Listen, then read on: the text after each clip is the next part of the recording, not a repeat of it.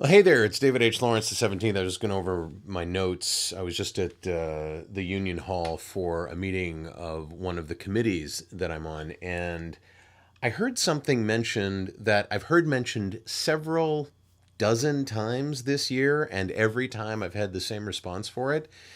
And this time it was mentioned by people who maybe don't have the experience that they should have, but they should at least be closer to the situation and should have a better idea than they do. And here's what I mean by that.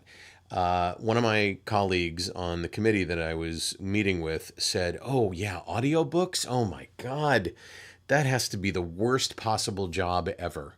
It's so grueling." And I said, as I'd mentioned in a video here maybe 3 or 4 months ago, "How do you know that?" And she said, "Oh, I can only imagine." So I said, "Well, you might want to imagine something different because I don't find it grueling at all. And I'm no one that has superhuman stamina. I think maybe you might have a misconception about what recording an audiobook is like during the time that you're recording it." And this applies whether you're going to a studio somewhere working for a major publisher or if you're doing audiobook work at home.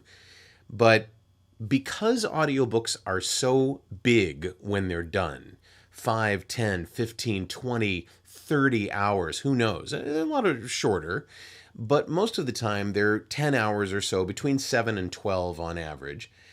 And that seems like an almost insurmountable task to some people. It must take forever.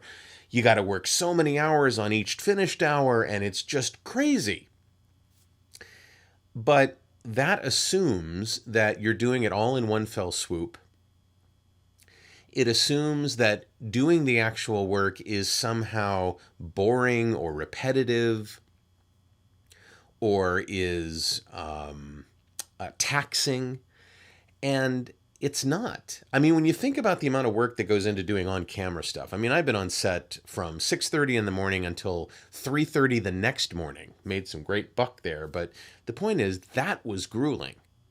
And they made it beautiful. I mean, I had lots of breaks and we did meals and, there was lots of downtime where you're sitting in chairs or in Video Village or in your trailer or whatever. So it seems like it's grueling, but it really isn't. And that was much more taxing on me physically and energy-wise than ever doing an audiobook. An audiobook is, for the most part, a series of short sessions, anywhere between 15, 20 minutes, maybe up to 45 minutes or an hour, and then you take a break. And then maybe you do a little bit more after the break, and then maybe you do a little bit more after that. But the idea that it is this huge, long slog of a project just hasn't been my experience. Now, if you don't have your systems down, if you have the wrong equipment, if you have a noisy environment, if you don't know how to do the actual work of primary recording and then editing and mastering, yeah, it can become a bit of a slog because you have to learn that stuff for it to be easier on you. But when I go to a studio somewhere, I'm not doing any of that stuff. I'm just reading. I'm prepping, I'm enjoying, I'm narrating. It's not what you think it is if that's your impression of what audiobook work is like.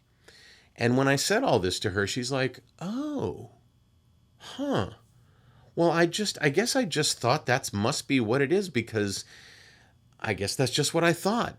And that kind of falls into the category of, yeah, well, it must be that, but it really isn't. Sometimes we assume that things are a particular way when the truth of the matter is they're not. And I think that audiobooks is often thought of in a way that it really doesn't deserve. So, my question for you is, what were your thoughts about audiobooks? What are your thoughts about audiobooks? Lots of people that watch these videos are audiobook narrators. I'd love to know what you think.